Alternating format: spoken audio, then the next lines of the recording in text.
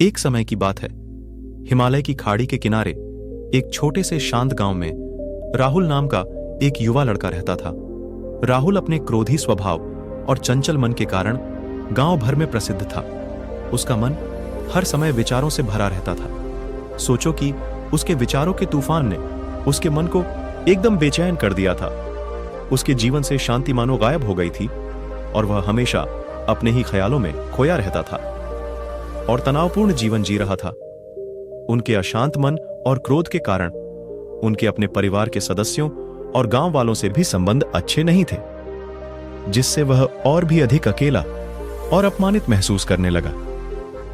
वह और भी अधिक मानसिक तनाव की स्थिति में चला जाता है। एक समय की बात है, राहुल अपने गांव की गलियों में घूम रहा था। तभी उनकी मुलाकात एक बौद्ध भिक्षु से हुई, जो एक पेड़ की छाया के नीचे ध्यान में बैठे थे। बौद्ध भिक्षु के चेहरे से निर्मल शांति की आभा झलक रही थी। इस असीम शांति में राहुल बौद्ध भिक्षु की ओर आकर्षित हुआ। जब राहुल बौद्ध भिक्षु के करीब आया तो उसे अपने आसपास एक सकारात्मक ऊर्जा का एहसास हुआ। राहुल को एहसास हुआ कि इस असीम शांति और सकारात्मक ऊर्जा का स्रोत कहीं ना कहीं इस बौद्ध भिक्षु के भीतर ही है। इसलिए वह वहीं बैठकर उसकी आंखें खुलने का इंतजार करने लगा। थोड़ी देर बाद जब बौद्ध भिक्षु की आंख खुली तो उसने एक युवा लड़के को अपने सामने बैठा पाया, जो बहुत तनावग्रस्त और नकारात्मक भावनाओं से भरा हुआ लग रहा था। राहुल ने बौद्ध भिक्षु की ओर उदार भाव से देखा और बहुत विनम्रता से कहा, मालिक, मेरा मन बहुत अशांत है और मेरे मन के विचार मुझे खाए जा रहे हैं। मुझे एक पल के लिए भी शांति महसूस नहीं होती। क्या आप मुझे सिखा सकते हैं कि मैं अपने अशांत मन को कैसे शांत करूं? बौद्ध भिक्षु ने राहुल की पीड़ा को समझते हुए करुण दृष्टि से देखा और कहा, मेरे प्यारे बच्चे, मैं तुम्हें एक कहानी सुनाना चाहता हूं। इस कहानी में मानसिक शांति और खुशी के रहस्य छिपे हैं। क्या आप कहानी सुनना चाहेंगे? राहुल ने हां में सिर हिलाया और पूरी एकाग्रता से कहानी सुनने को तैयार हो गया। उनके अंदर जिज्ञासा चरम पर थी। वो कहानी सुनने को बेताब था। बहुत समय पहले की बात है। एक नगर में शक्ति नाम का एक आदमी रहता था। शक्ति बेहद महत्वाकांक्षी व्यक्ति थे और उन्हें हर काम में लोगों से मदद की जरूरत पड़ती थी। यदि उसे किसी से असफलता और बुराई सुनने को मिलती थी तो वह गहरी चिंता और तनाव में चला जाता था। उनका मानना था कि सफलता और भौतिक शक्तियां वांछित खुशी देंगी, लेकिन वह जितना सफलता और प्रशंसा के पीछे भागता था उतना ही मानसिक तनाव में डूबता जाता था। लेकिन अचानक शक्ति का सामना उस समय के मशहूर बौद्ध भिक्षु से हो गया, जिसका नाम महाकौशल था। महाकौशल अपने शिष्यों को ध्यान की शिक्षा देते थे और वह स्वयं एक बहुत ही ध्यानमग्न और प्रबुद्ध व्यक्ति थे। महाकौशल की अद्भुत एकाग्रता से प्रभावित शक्ति ने उनसे अपने भटकते मन को शांत करने का उपाय जानना चाहा। शक्ति ने कहा कि महंत में हमेशा सफलता के पीछे भागता हूं और लगातार अधिक हासिल करने की कोशिश करते हो, फिर भी मुझे कोई क्षणिक संतुष्टि या आत्मसंतुष्टि नहीं मिलती। इस निरंतर बेचैनी के बीच मैं शांति कैसे पा सकता हूं? बौद्ध भिक्षु ने करुण दृष्टि से उसकी ओर देखा और उत्तर दिया, आपका मन एक अशांत नदी की तरह है जो हमेशा बहती रहती है। आप कभी भी शांत नहीं रह सकते। इसलिए इस अशांत मन को शांत करने के लिए आपको अपने विचारों को बिना किसी रुकावट के जाने देने की कला सीखनी होगी। शक्ति को आश्चर्य हुआ और उसने पूछा कि मैं अपने विचारों को कैसे जाने दूं? आखिर मैं भी तो अपनी इच्छाओं और महत्वाकांक्षाओं से बंधा हुआ हूं। यह सुनकर बौद्ध भिक्षु मुस्कुरा दिए। बौद्ध भिक्षु कहा, कल्पना करें कि आपके हाथ में पानी का एक गिलास है। अब आप इसे जितनी देर तक पकड़ कर रखेंगे यह उतना ही भारी होता जाएगा, और अगर आप इसे काफी देर तक पकड़े रहेंगे तो आपके हाथ में दर्द होने लगेगा। लेकिन अगर आप उस पकड़ को ढीला कर दें और छोड़ दें तो आपका बोझ खत्म हो जाएगा। राहुल ने पूरी कहानी और उसका संदेश ध्यानपूर्वक सुना। वह समझ गया कि अपने विचारों और इच्छाओं से चिपके रहने से उसका बोझ बढ़ जाता है और अंदर ही अंदर अशांति पैदा कर देता है। अब राहुल को कहानी का अंत सुनने की उत्सुकता से प्रतीक्षा थी। कहकर बौद्ध भिक्षु ने कहानी जारी रखी। एक बौद्ध भिक्षु की बात मानकर शक्ति ने विचारों को त्यागने का अभ्यास शुरू कर दिया। वह बिना किसी पूर्व निर्णय के अपने विचारों और भावनाओं को आते और जाते देखता था। अब उसने विचारों को पकड़ना बंद कर दिया था। विचार उठते थे और अपने आप चले जाते थे। धीरे धीरे उसे यह एहसास होने लगा कि उसकी इच्छा और भावना ही सभी दुखों का कारण है।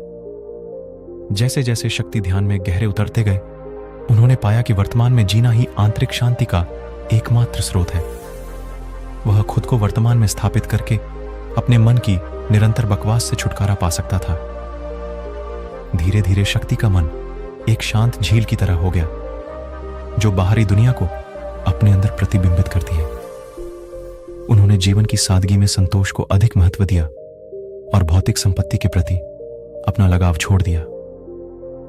जैसे ही शक्ति में ऐसे बदलाव की खबर लोगों के बीच फैली, दूर दूर से लोग मार्गदर्शन लेने आने लगे। लोगों को विचारों को मुक्त करने की कला सिखाना और उन्हें अपने भीतर शांति खोजने के लिए मार्गदर्शन करना, वह लोगों के बीच शांति और ज्ञान का प्रतीक बन गया। शक्ति और साधु की कहानी समाप्त कर महाकौशल बौद्ध भिक्षु कुछ देर के लिए चुप हो गए, ताकि इस कहानी का अर्थ राहुल के मन में अच्छी तरह बैठ जाए। राहुल ने बौद्ध भिक्षु की ओर देखा तो उनकी आंखों में अब एक नई समझ दिखाई दे रही थी। राहुल ने धीरे से कहा कि मुझे इस कहानी में ध्यान दिखता है, लेकिन मैं इसे अपने जीवन में कैसे लागू करूं? मैं अपने अशांत मन को कैसे शांत कर सकता हूं? राहुल के इस सवाल पर बौद्ध भिक्षु गर्मजोशी से मुस्कुराते हैं और फिर कहा कि अशांत मन को शांत करने का अभ्यास आत्म जागरूकता से शुरू होता है। अपने भीतर उठने वाले विचारों का निरीक्षण करने के लिए प्रतिदिन कुछ समय निकालें। उन भावनाओं पर ध्यान दें जो आपके मन में आती हैं और देखें कि वे कैसे आती हैं और आकाश में गुजरते बादलों की तरह चले जाए। राहुल ने आंखें बंद कर ली और बौद्ध भिक्षु के कहे अनुसार अपने विचारों का अवलोकन करने लगे। जैसे ही उसने अपने भीतर उठने वाले विचारों पर ध्यान देना शुरू किया, उसे इसका एहसास हुआ। उसे अपने अंदर चिंता और इच्छाओं की एक निरंतर धारा बहती हुई महसूस हुई। सिर्फ एक एहसास ने ही उसे एक अद्भुत शांति का एहसास कराया। उन्हें यह भी एहसास हुआ कि यह सभी विचारों और भावनाओं से अलग है। बौद्ध भिक्षु ने आगे कहा कि जैसे शक्ति ने खुद को सभी मोह माया से अलग कर लिया था, वैसे ही अपने मन को अशांतकारी विचारों और भावनाओं से मुक्त करने का अभ्यास विकसित करो। बिना किसी पूर्वाग्रह के विचार को वैसे ही स्वीकार करें जैसे वह आता है, और फिर धीरे धीरे उन्हें जाने दें और अपना ध्यान वर्तमान क्षण पर केंद्रित करें। लेकिन राहुल ने टोकते हुए कहा कि अगर विचार और भावनाएं इतनी मजबूत हैं तो क्या होगा? बौद्ध भिक्षु ने कहा, यह बना रहता है और मन को छोड़ने से इनकार करता है। बौद्ध भिक्षु ने राहुल की बात से सहमति जताते हुए सिर हिलाया और कहा, ऐसे कई मौके आएंगे जब आपके मन में सवालों का बवंडर चल रहा होगा। जब आपका दिमाग आपकी बात ही नहीं सुनेगा, तो ऐसे में आपको अपनी सांसों की ताकत पर विश्वास करना होगा।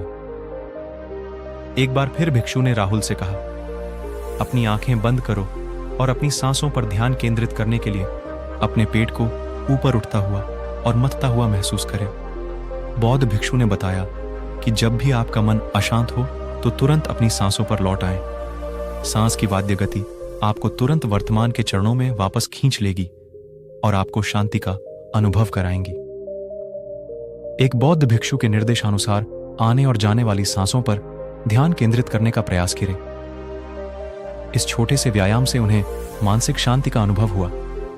उसे याद आया कि उसकी सांसें हमेशा उसके साथ थीं, जो उसे वर्तमान क्षण की याद दिलाती थी, आराम और शांति लाती है।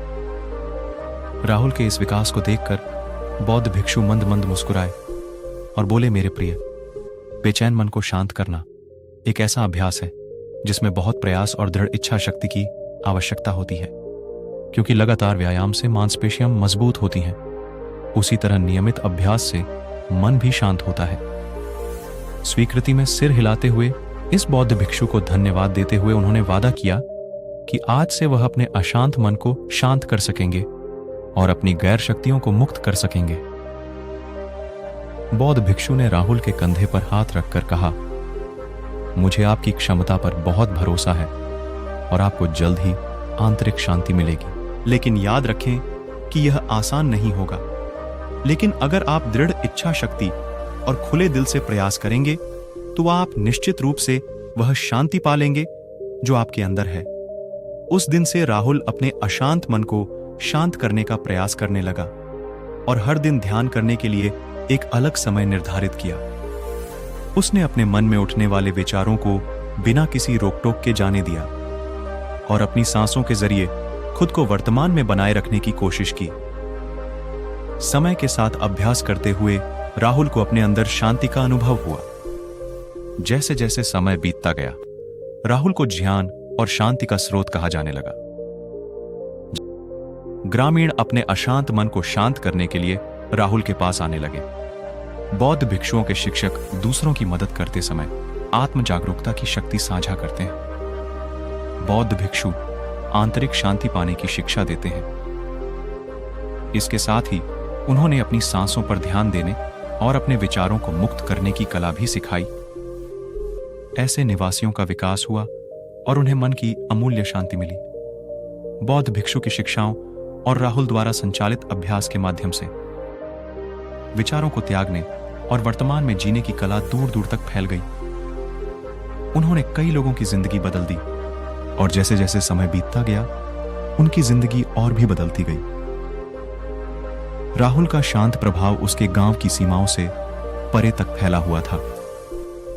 आसपास के गांवों और शहरों से लोग राहुल के परिवर्तन की कहानी सुनते थे, उनसे सलाह लेने आते हैं